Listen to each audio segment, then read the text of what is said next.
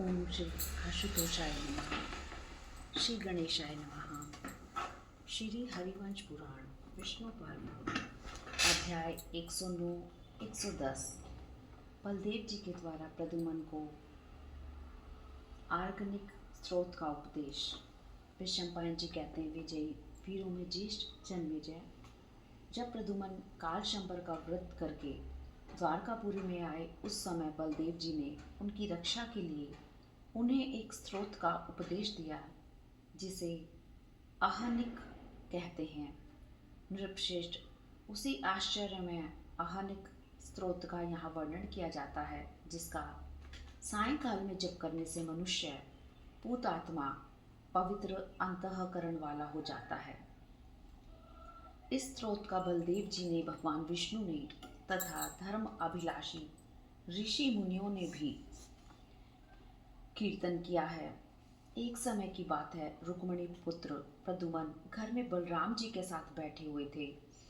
उन्होंने हाथ जोड़कर बलराम जी को प्रणाम किया और इस प्रकार कहा, भगवान श्री कृष्ण के बड़े भाई महाभाग रोहिणी नंदन प्रभु, मुझे किसी ऐसे स्रोत का उपदेश दीजिए जिसका जप करके मैं निर्भय हो जाऊं।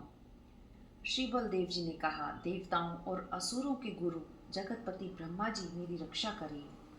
ओंकार, वषटकार, सावित्री, 3 प्रकार की विधियां ऋग्वेद, यजुर्वेद, सामवेद, अर्थवेद, रहस्य और विस्तार सहित संपूर्ण रूप से चारों वेद, इतिहास, पुराण, खिल, उपखिल, अंग, उपांग तथा व्याख्या ग्रंथ, इन सब के अभिमानी देवता मेरी रक्षा करें। पृथ्वी, वायु, आकाश, जल, 5वां तेज, इंद्रियां, मन, बुद्धि, सत्वगुण, रजोगुण, तमोगुण, व्यान, उदान, समान, प्राण और 5वां अपान, जिनके अधीन यह सारा जगत है, वे प्रवाह आदि अन्य 7 वायु, मरीचि, अंगिरा, अत्रे, पुलस्त्य, पुलह, क्रतु, भृगु और भगवान वशिष्ठ, ये महर्षि तथा पूर्वोक्त पृथ्वी आदि के अभिमानी देवता मेरी रक्षा करें। कश्यप आदि 14 मुनि, 10 दिशाएं और अपने गणों सहित देव, नर और नारायण, ये सदा मेरा संरक्षण करें। 11वें रुद्र,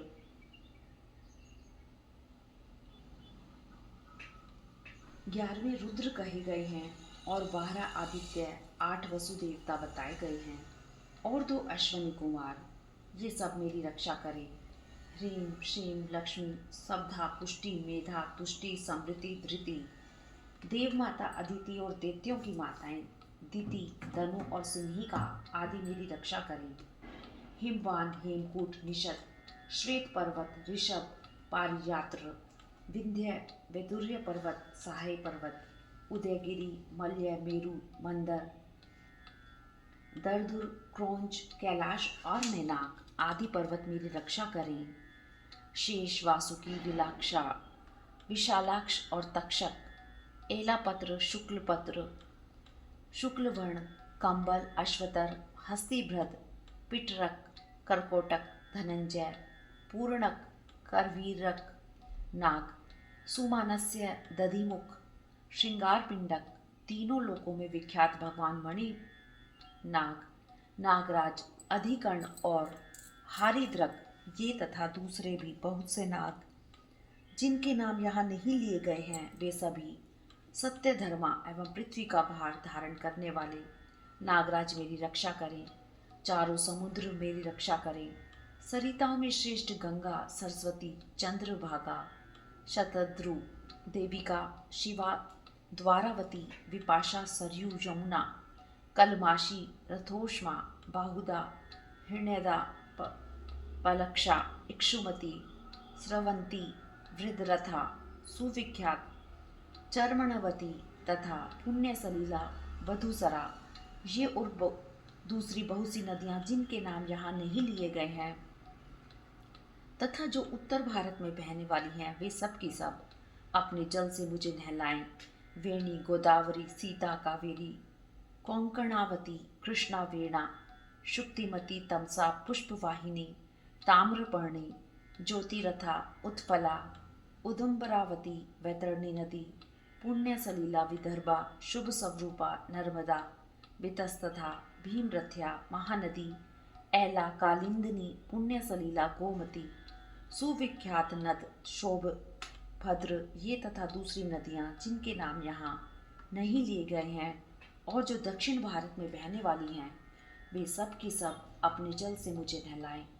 शिप्रा, चर्मणवती, पुण्य सलीला मही, शुभ्रवती, सिंधु, वैत्रवती, भोजांता, वनमालिका, पूर्व भद्रा, पराभद्रा, उर्मिला, परद्रुमा, विख्यात, वेत्रवती, चापदासी, प्रस्थावती, कुंड नदी, पुण्य सलीला सरस्वती, चित्रघनी, इंदुमाला, मधुमती नदी, उमा, गुरु नदी, तापी, विमलोदका, विमला, विमलोदा, मतगंगा, पयस्विनी, ये तथा दूसरी नदियाँ जिनके नाम यहाँ नहीं लिए गए हैं तथा जो पश्चिम दिशा का आश्रय लेकर बहती हैं, वे सब नदियाँ अपने जल से मेरा अभिषेक करें। पुण्य सलीला भागीरथी जो पूर्व दिशा का आश्रय लेकर बहती है और जिन्हें भगवान शंकर ने अपने मस्तक पर धारण कर रखा है, वे अपना नाम कीर्तन करने पर मेरे पाप को दग्ध कर दे। प्रभास, प्रयाग, नैमिष पुष्कर, गंगा तीर्थ, कुरुक्षेत्र, श्रीकंठ, गौतम आश्रम, परशुराम कुंड, विंशन तीर्थ, राम तीर्थ, गंगा द्वार, कनखल तीर्थ तथा सोम का उत्थान हुआ था वह सोम उत्थान तीर्थ, कपाल मोचन तीर्थ, सुविख्यात जम्बू मार्ग, स्वर्ण बिंदु नाम से विख्यात तीर्थ, कनक पिंगल तीर्थ, पवित्र आश्रमों से विभूषित, दशवा अश्वमेधिक तीर्थ, सुविख्यात, बद्री तीर्थ, नर नारायण का आश्रम, फल्गु तीर्थ, चंद्रवट तीर्थ, परम पवित्र कोकामुख तीर्थ, गंगा सागर, मगध देशीय तपोद तथा गंगोदभयद नाम से विख्यात तीर्थ, ये महर्षियों द्वारा सेवित सभी पुण्य तीर्थ जिसका मैंने यहाँ कीर्तन किया है, निश्चय ही मुझे अपने जल से आप लावित करें। सूकर तीर्थ, योग मार्ग, श्वेत दीप, ब्रह्म तीर्थ, सो अश्वमेध यज्ञों के समान फल देने वाले राम तीर्थ, धारा के रूप में गिरती हुई गंगा, पापनाशिनी गंगा, बैकुंठ केदार, उत्तम शुक्रोद भेदन तीर्थ तथा सुप्रसिद्ध शाप मोचन तीर्थ, ये सारे तीर्थ मुझे पाप से रहित एवं पवित्र करें। धर्म, अर्थ और काम विषयक शास्त्र, यश की प्राप्ति, शम, दम, वरुण, ईश, धनद, यम, नियम, काल, न्याय, सन्नति, क्रोध, मोह, क्षमा, धृति, विद्युत, मेघ, औषधियाँ, प्रमाद, उन्माद, विग्रह, यक्ष, पिशाच, गंधर्व, किन्नर, सिद्ध, चारण, निशाचर, खेचर, बड़ी बड़ी दाढ़ों वाले हिंसक जीव जिन्हें विग्रह प्रिय हैं, बलवान, लंबोदर, पीले नेत्र वाले तथा विश्व रूपधारी गण, मरुदगण, मेघ, कला, त्रुटि, लव, क्षण, नक्षत्र, ग्रह, शिशिर आदि ऋतु, मास, दिन, रात, सूर्य, चंद्रमा, आमोद, प्रमोद, प्रहर्ष, शोक, रजतम, तप, सत्य, शुद्धि, बुद्धि, धृति, श्रुति, रुद्राणी, भद्रकाली, भद्रा, ज्येष्ठा, वारुणी, भासी, कालिका, शांडिली, आर्या, कुहू, सिलीवाली, भीमा, चित्ररथी, रति, एकानंचा, कुष्मांडी, कात्यायनी देवी, लोहित्या, जनमाता, देव कन्याएं, गोनंदा तथा देव पत्नी, ये बंधु बांधवों सहित मेरी रक्षा करें।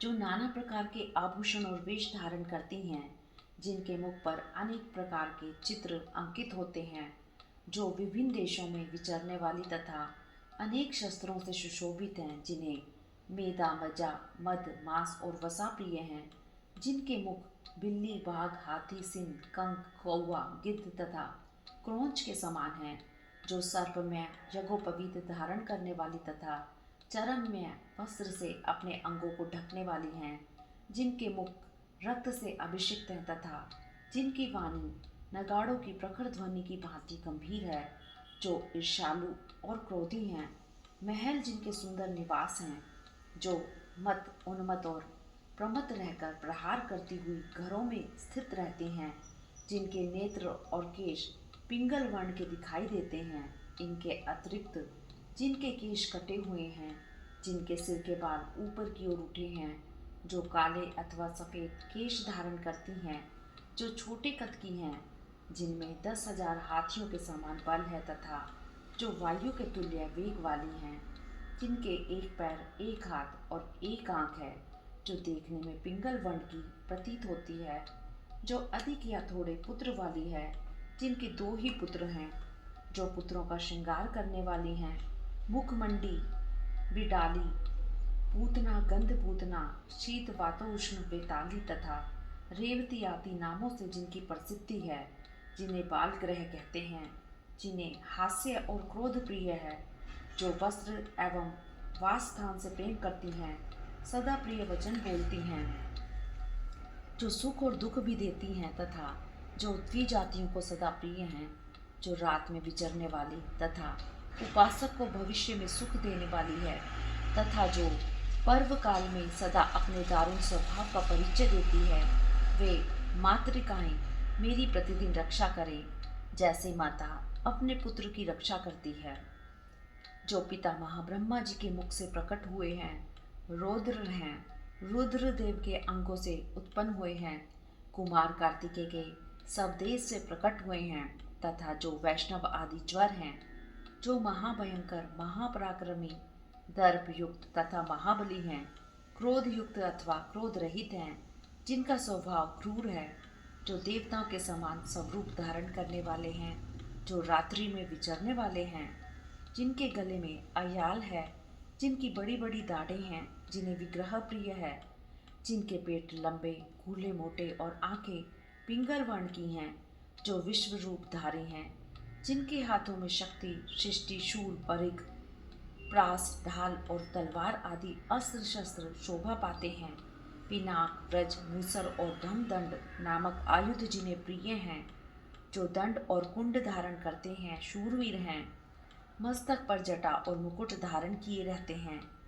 वेद और वेदांग में कुशल हैं, नित्य यज्ञोपवीत धारी हैं, माथे पर सर्प का मुकुट धारण करते हैं, जिनके कानों में कुंडल और भुजाओं में भुजबंद शोभा पाते हैं, जो वीर हैं, नाना प्रकार के वस्त्र पहनते हैं, विचित्र माला और अनुलेप धारण करते हैं, जिनके मुख हाथी, घोड़े, ऊंट, रीछ, बिलाव, सिंह, व्याघ्र, सुवर, उल्लू, गीदड़, मृग, चूहों और भैंसों के समान हैं, जो बोने विकट आकार वाले, कुबड़े, विकराल तथा कटे हुए केश वाले हैं।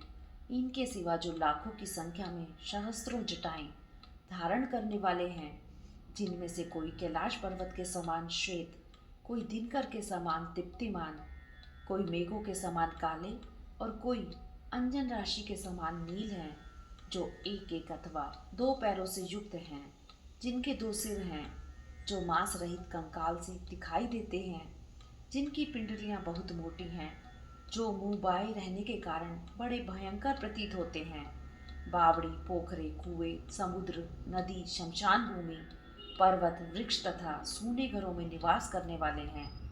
ये ग्रह सदा सब ओर से मेरी रक्षा करें।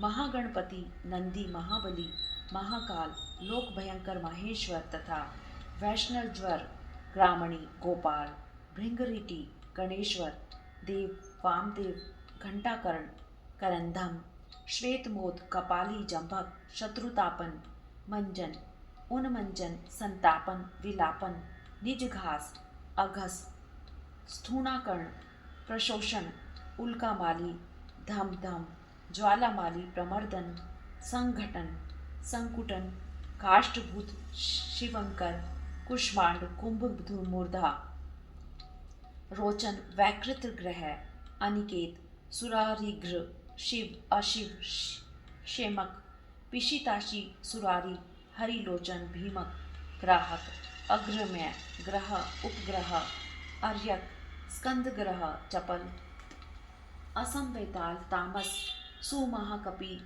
हृदय उदरतन, एड, कुंडाशी, कणकन प्रिय, हरिशम, अश्रु तथा मन और वायु के समान वेगशाली, गरुत्मान, पार्वती के रोष से उत्पन्न हुए सैकड़ों और हजारों गण, जो शक्तिमान, धैर्यवान, ब्राह्मण भक्त और सत्य प्रतिज्ञ हैं तथा प्रत्येक युद्ध में शत्रुओं की संपूर्ण कामनाओं का विनाश करने वाले हैं।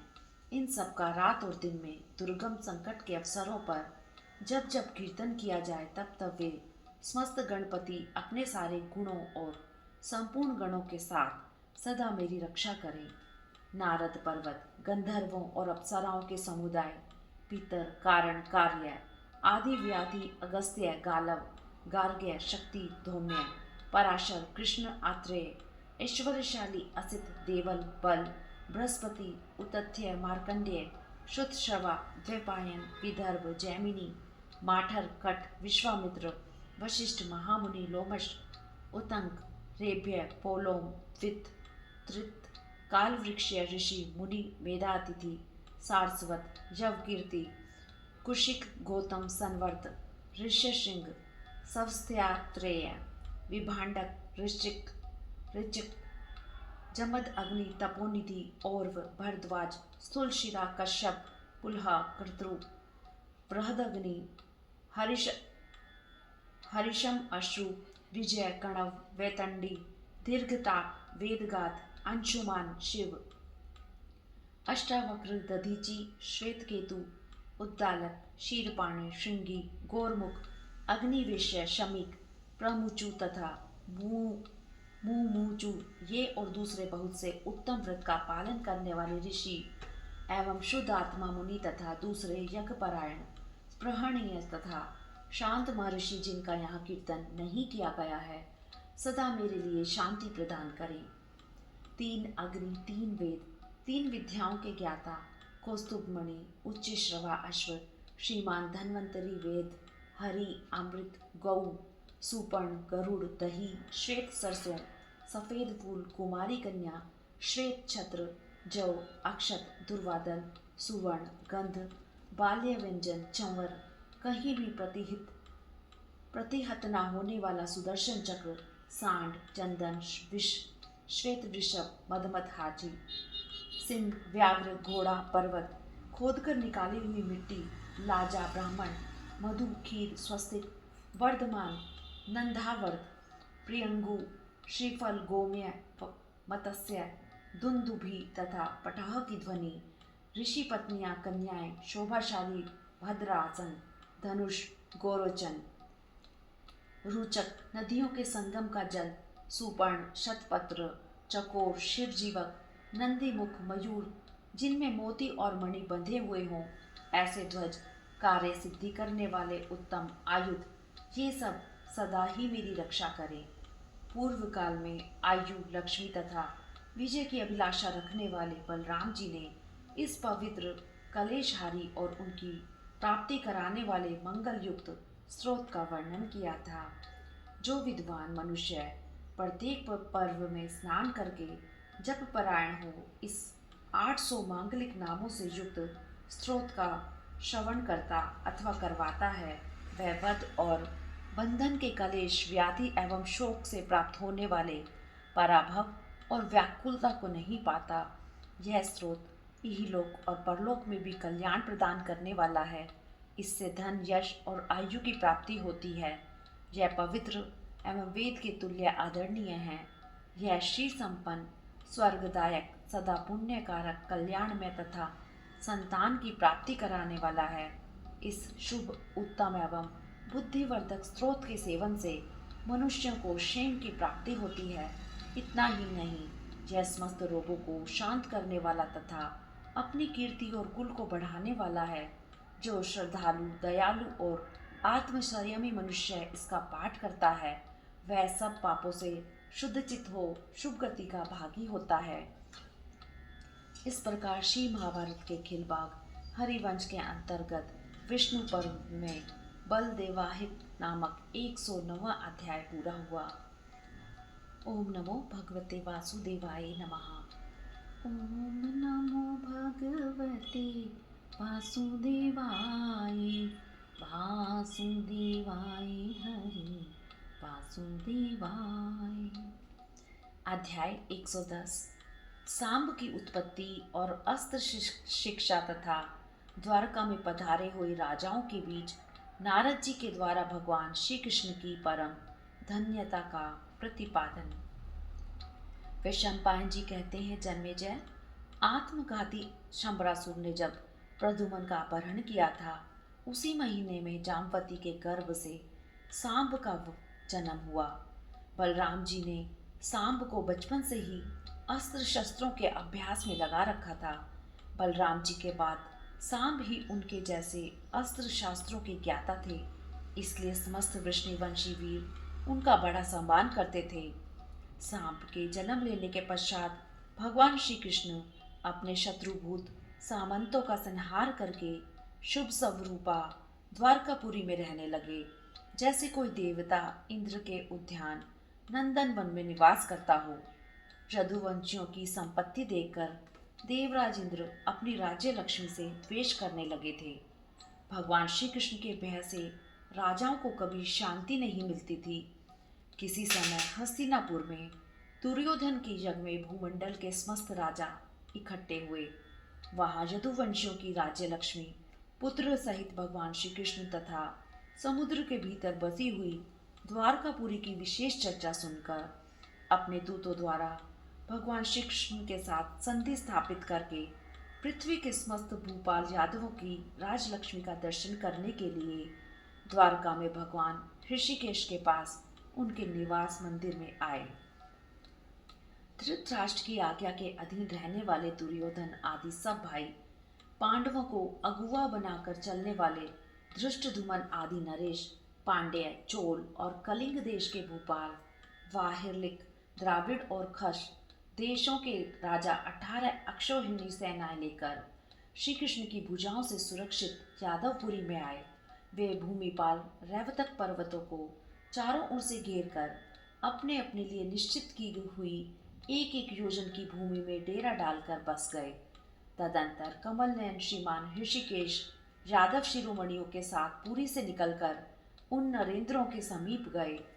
उन नरदेवों के बीच में बैठे हुए जदुश्रेष्ठ मधुसूदन शरत काल के सूर्य की भांति शोभा पाने लगे। वहाँ स्थान और अवस्था के अनुसार शिष्टाचार का निर्वाह करके भगवान श्री कृष्ण सोने के सिंहासन पर विराजमान हुए। फिर वे नरेश भी नाना प्रकार के सिंहासनों और विचित्र पीठों पर यथास्थान बैठे। वहां उस समय यादव नरेशों का समाज ब्रह्मा जी की सभा में इकट्ठे हुए देवताओं और असुरों के समाज की भांति शोभा पाने लगा। उस राज समाज में वहां भगवान श्री कृष्ण के सुनते हुए उन यादवों और भूपालों में विचित्र बातें होने लगी। इसी बीच में मेघों की गर्जना के समान सनसनाहट पैदा करती हुई प्रचंड वायु चलने लगी। घोर दुर्दिन छा गया। बिजली चमकने और गड़गड़ाहट पैदा करने लगी तथा दुर्दिन तल अथवा मेघों के आवरण को भेद कर नारद जी दिखाई दिए। उन्होंने अपने सिर पर बड़े हुए जटाभार को लपेट रखा था। उनकी एक भुजा में वीणा थी। वे समुद्र के समान गंभीर और अग्निशिखा के समान तेजस्वी नारद मुनि, जो देवराज इंद्र के मित्र हैं, उन नरेशों के बीच में उतरे। मुनिवर नारद जी के भूमि पर उतर आने पर महान मेघों की छटा से छाया हुआ वह अद्भुत दुर्दिन तत्काल दूर हो गया। सागर सदृश गंभीर स्वभाव वाले नारद मुनि ने उन नरेशों के मध्य भाग में प्रवेश करके सिंहासन पर बैठे हुए अविनाशी यदुश्रेष्ठ श्री कृष्ण से इस प्रकार कहा। महाबाहु, बड़े आश्चर्य की बात है। अवश्य ही देवताओं में एकमात्र आप ही पुरुषोत्तम हैं और आप ही धन्य हैं। संसार में दूसरा कोई ऐसा नहीं है। उनके ऐसा कहने पर भगवान श्री कृष्ण मुस्कुराकर नारद मुनि से बोले, मैं दक्षिणाओं के साथ आश्चर्य एवं धन्य हूँ। भगवान के ऐसा कहने पर मुनिश्रेष्ठ नारद उन राजाओं के बीच में इस प्रकार बोले, श्री कृष्ण, मुझे अपनी बात का पूरा उत्तर मिल गया। अब मैं जैसे आया था वैसे ही लौट जाऊंगा। उन्हें जाते देख उन नारद जी के कहे हुए गूढ़ मंत्र रूपी वाक्य का तात्पर्य न जानने वाले भूपालों ने भगवान से कहा, माधव, नारद जी ने आपके विषय में आश्चर्य और धन्य कहा है और आपने दक्षिणाओं के साथ ऐसा कहकर नारद जी को उनकी बात का उत्तर दे दिया है। यह सब हो जाने पर भी हम नहीं समझ सके कि यह क्या है। इस दिव्य एवं महान मंत्र पद का तात्पर्य क्या है। श्री कृष्ण, यदि यह सुनाने योग्य हो तो हम लोग यथार्थ रूप से इसका रहस्य सुनना चाहते हैं। तब भगवान श्री कृष्ण ने उन समस्त भूपाल शिरोमणियों से कहा, राजाओं, यदि तुम्हें इसका तात्पर्य सुनना है तो ये विप्रवर नारद जी ही आपके समक्ष पूर्वोक्त वचनों की व्याख्या करेंगे। ऐसा कहकर वे नारद जी से बोले, नारद जी, आपने जो बात कही और मैंने जो उसका उत्तर दिया, उसका यथार्थ रहस्य ये राजा लोग सुनना चाहते हैं, अतः आप इन्हें बताइए। तब वे सुंदर स्वर्णमय पीठ पर जमकर बैठ गए। वे सुंदर अलंकारों से अलंकृत भी थे। उन्होंने उन वंदनीय प्रभु के प्रभाव का वर्णन इस प्रकार आरंभ किया। नारद जी बोले, नृपवरों, आप लोग जितनी संख्या में यहाँ पधारे हैं वे सुने। मैं इन परम महान श्री कृष्ण की महिमा के पार कैसे पहुँचा यह बता रहा हूँ। किसी समय मैं गंगा जी के तट पर तीनों समय स्नान करने वाले अतिथि के रूप में अकेला ही विचरता था। एक दिन जब रात बीत चुकी थी और सूर्यदेव दिखाई देने लगे थे, मैंने एक कछुआ देखा जो पर्वत के शिखर के समान प्रतीत होता था। उसका शरीर 2 कपालों के संयोग से बना था। उसका मंडलाकार विस्तार 1 कोस का था, लंबाई इससे दूनी थी। उसके 4 पैर थे। वह पानी से भीगा और कीचड़ में सना हुआ था। उसकी आकृति मेरी वीणा के समान थी। उसे देखकर ऐसा जान पड़ता था मानो हाथी के चमड़े का ढेर लगा हो। मैंने उस जलचर जंतु को हाथ से छूकर उससे कहा, कूर्म, तुम्हारा शरीर आश्चर्यजनक है। मेरे मत में तुम धन्य हो, क्योंकि तुम 2 अभेद कपालों से आवृत रहकर दूसरे किसी की परवाह न रखते हुए पानी में निशंक विचरते हो। तब उस जलचर कछुए ने स्वयं ही मनुष्य की सी बोली में मुझसे कहा, मुने, मुझ में क्या आश्चर्य है। प्रभु, मैं कैसे धन्य हूँ। ब्राह्मण, धन्य तो ये गंगा नदी है। इनसे बढ़कर आश्चर्य की वस्तु और क्या है, जिनके भीतर मुझ जैसे हजारों जल जंतु विचरते हैं। जब मैं कौतूहलवश गंगा नदी के निकट गया और बोला, सरिताओं में श्रेष्ठ गंगे, तुम धन्य हो और सदा आश्चर्य से विभूषित रहती हो, क्योंकि ऐसे ऐसे विशालकाय हिंसक जंतु तुम्हारी शोभा बढ़ाते हैं। तुम अनेकानेक कुंडों से युक्त हो और कितने ही तापसों से आश्रम की रक्षा करती हुई समुद्र तक जाती हो। मेरे इस तरह कहने पर गंगा जी अपने दिव्य रूप से प्रकट होकर मुझ देव गंधर्व जातीय तथा इंद्र के प्रिय मित्र नारद नामक ब्राह्मण से यूं बोली, देव गंधर्व, ऐसा न कहो, न कहो। युद्ध और कला के प्रेमी द्विज श्रेष्ठ, मैं न तो धन्य हूँ और न आश्चर्यजनक जंतुओं से सुशोभित हुई। आप सत्यपरायण महर्षि का यह वचन मेरे प्रति बाधित हो रहा है। ब्राह्मण, संसार में पूर्णतः आश्चर्यकारक और धन्य तो एकमात्र समुद्र ही है, जिसमें मुझ जैसे सैकड़ों विस्तृत नदियां जाकर मिलती हैं। गंगा जी का उक्त वचन सुनकर मैं महासागर के तट पर गया और बोला, महार्णव, तुम समस्त लोकों में आश्चर्य में और धन्य हो, क्योंकि तुम जल की योनि और स्वामी हो। जल बहाने वाली जो ये लोक पावन और विश्व वंदित नदियाँ पत्नी भाव से तुम्हारे समीप जाती हैं, यह सब उचित ही है। मेरे ऐसा कहने पर पवन प्रेरित समुद्र अपनी अगाध जलराशि का भेदन करके उठ खड़ा हुआ और मुझसे इस प्रकार बोला, देव गंधर्व, आप ऐसा न कहें, न कहें। द्विज श्रेष्ठ, मैं ऐसा आश्चर्य रूप नहीं हूँ। मुने, धन्य तो यह वसुधा है जिसके ऊपर मैं स्थित हूँ। संसार में पृथ्वी के सिवा उससे बढ़कर आश्चर्य की वस्तु कौन है। समुद्र के कहने से मैं पृथ्वी पर खड़ा हुआ और कौतूहल युक्त होकर जगत का आधार स्वरूपा पृथ्वी से बोला, धरित्री, तू समस्त देहधारियों की योनि है, अतः शोभने तू निश्चय ही धन्य है। महती क्षमा से संयुक्त होने के कारण तू संपूर्ण भूतों में आश्चर्य रूप है, अतः निश्चय ही तू समस्त प्राणियों को धारण करने वाली और मनुष्य की उत्पत्ति स्थान है। तुझसे ही क्षमा भाव प्रकट हुआ है। आकाशचारियों का कर्म भी तुझसे ही सिद्ध होता है। मेरे द्वारा कहे गए प्रशंसा सूचक वचन से पृथ्वी उत्तेजित सी हो उठी। उसने अपनी सहज धीरता छोड़ दी और प्रत्यक्ष होकर मुझसे कहा, युद्ध और कलह से प्रेम रखने वाले देव गंधर्व, ऐसी बात न कहो। न तो मैं धन्य हूँ और न आश्चर्य उस रूप से ही हूँ। मुझ में तो धीरता दिखाई देती है, यह मेरी नहीं दूसरों की है। धृतश्रेष्ठ, ये पर्वत धन्य है जो मुझे धारण करते हैं। ये ही आश्चर्य रूप देखे जाते हैं तथा ये ही जगत की स्थिति के हेतु हैं। पृथ्वी के इस कथन से प्रभावित होकर मैं पर्वतों के यहाँ उपस्थित हुआ और बोला, भूधरो, तुम धन्य हो। तुम में बहुत सी आश्चर्य की बातें दिखाई देती हैं।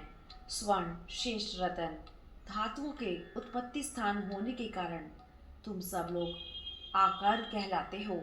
इस भूतल पर तुम सब ही सदा बने रहते हो। मेरी यह बात सुनकर स्थावर पदार्थों में श्रेष्ठ पर्वत, जो वनों से सुशोभित होते हैं, मुझसे सांत्वना युक्त वचन बोले, ब्रह्म ऋषि, ना तो हम धन्य हैं और न हमारे पास आश्चर्यजनक वस्तुएं ही हैं। प्रजापति ब्रह्मा जी धन्य हैं, देवताओं में भी वे ही संपूर्ण आश्चर्यों से युक्त हैं। तब मैंने सबके उत्पत्ति स्थान अविनाशी प्रजापति के पास जाकर उनमें पर्वतों के कहे हुए वचनों की पर्याप्त सार्थकता देखी। इसके बाद मैंने संपूर्ण लोकों की उत्पत्ति के स्थानभूत चार मुख वाले पितामह देव को नतमस्तक होकर प्रणाम किया और फिर स्तवन करने के लिए मैं उनके पास खड़ा हुआ। स्तुति के बाद अपनी बात समाप्त करने के लिए मैंने पद्म योनि ब्रह्मा जी को सुनाते हुए कहा, भगवान, एकमात्र आप ही आश्चर्य में हैं। आप ही संपूर्ण जगत के गुरु एवं धन्य हैं। मैं दूसरे किसी भूत को ऐसा नहीं देखता जो आपके समान हो। यह संपूर्ण चराचर जगत आपसे ही उत्पन्न हुआ है। सर्वदेवेश्वर, संसार में भूत और इंद्रिय में जो देवता, दानव और मनुष्य आदि प्राणी देखे जाते हैं, वे सब आपसे ही उत्पन्न होते हैं। इस संपूर्ण जगत को देखकर यही निश्चय होता है, इसलिए आप अवश्य ही देवताओं के सनातन देवाधिदेव हैं, क्योंकि आप ही उनके सृष्टा हैं और आप ही समस्त लोकों के आदि कारण हैं। जब लोक पितामह भगवान ब्रह्मा ने मुझसे कहा, नारद, धन्य और आश्चर्य के विवेचन से संबंध रखने वाले वचनों द्वारा मेरे विषय में क्या कहते हो? नारद, सबसे महान आश्चर्य तो वेद हैं। वे ही धन्य भी हैं, क्योंकि वे तत्वार्थदर्शी वेद संपूर्ण लोकों को धारण करते हैं। विप्रवर, ऋक्, साम और यजुर्वेद का जो सत्य है तथा अर्थवेद में जो सत्य माना गया है, उसी को मेरा स्वरूप समझो। वेदों ने मुझे धारण कर रखा है और मैंने वेदों को तब स्वयंभू ब्रह्मा जी के कहे हुए उनके स्वरूप के अनुरूप वचन से प्रेरित हो मैंने लक्षण विस्तार के अनुसार वेदों के उपस्थान का विचार किया। स्वयंभू ब्रह्मा जी के वचन से मैंने मंत्र और व्याख्या से युक्त पूर्वोक्त चारों वेदों की सेवा में उपस्थित हो उनसे कहा, आप लोग धन्य हैं, पवित्र हैं और सदा आश्चर्य से विभूषित रहते हैं। ब्राह्मणों के आधार भी आप ही हैं, ऐसा प्रजापति का कथन है। आप लोगों के विषय में स्वयंभू ब्रह्मा जी का भी यही निर्णय है कि आप लोग सबसे श्रेष्ठ हैं। श्रुति अथवा तपस्या के द्वारा भी आप लोगों से बढ़कर दूसरा कोई नहीं है।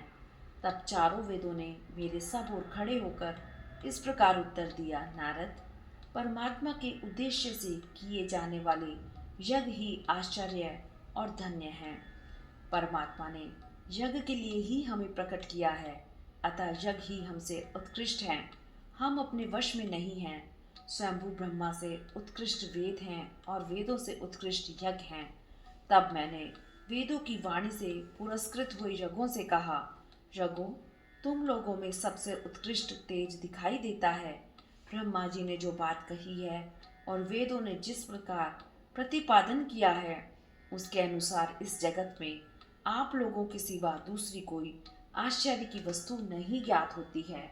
आप लोग धन्य हैं जो द्विजातियों के वंशज हैं। आप लोगों से तर्पित होने पर त्रिविध अग्नियों को तृप्ति प्राप्त होती है। यज्ञों में ही सब देवता अपने भागों से और महर्षिगण मंत्रों से तृप्त होते हैं।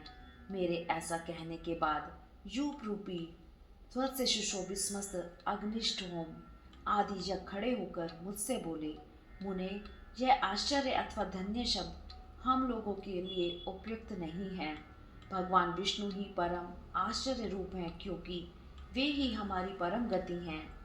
अग्नि में होमे गए जिस पावन आज्य भाग का हम लोग आस्वादन करते हैं, वह सब विश्व रूप कमल नयन भगवान विष्णु हमें प्रदान करते हैं। वेदों के इस कथन के अनुसार मैं भगवान विष्णु की गति प्राप्त करने के लिए यहाँ इस पृथ्वी पर आया हूँ। यहाँ आप राजाओं से घिरे हुए भगवान श्री कृष्ण का मैंने दर्शन किया है। राजाओं, मैंने जो श्री कृष्ण के विषय में यह कहा है कि जनार्दन तुम आश्चर्य रूप और धन्य हो, वे ही यहाँ आप लोगों के बीच में विराजमान हैं। इन्होंने आज मेरी इस बात का जो उत्तर दिया है कि दक्षिणाओं के सहित मैं धन्य हूँ, यह मेरे प्रश्न का पर्याप्त उत्तर प्राप्त हो गया, क्योंकि दक्षिणाओं सहित विष्णु ही सब यज्ञों के आश्रय हैं। इसलिए दक्षिणाओं सहित इतना कह देने पर मेरा प्रश्न समाप्त हो गया। पहले कच्छप ने धन्यता का प्रतिपादन आरंभ किया था, फिर परंपरा से यहाँ इन दक्षिणा सहित परम पुरुष श्री कृष्ण में उसका उपसंहार हुआ है। अतः कौन धन्य है, इस बात का उत्तर प्राप्त हो गया। आप लोग जो मेरे पूर्वोक्त कथन का निश्चित तात्पर्य पूछ रहे थे, उसके विषय में यह सब कुछ मैंने बता दिया। अतः मैं जैसे आया था वैसे ही जा रहा हूँ। नारद जी के स्वर्ग लोक को चले जाने पर विस्मस्त भूपाल विस्मित होकर सेना और सवारियों सहित अपने राष्ट्रों को चले गए। तत्पश्चात यदुकुल को आनंदित करने वाले वीर जनार्दन भी अग्नि के समान तेजस्वी यदुवंशी वीरों के साथ अपने ही भवन में पधारे।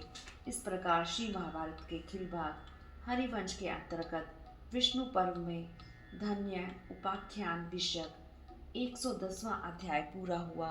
हरिओम तत्सत। ओम नमो भगवते वासुदेवाय। वासुदेवाय हरि वासुदेवाय। ओम नमो भगवते वासुदेवाय। वासुदेवाय हरि वासुदेवाय।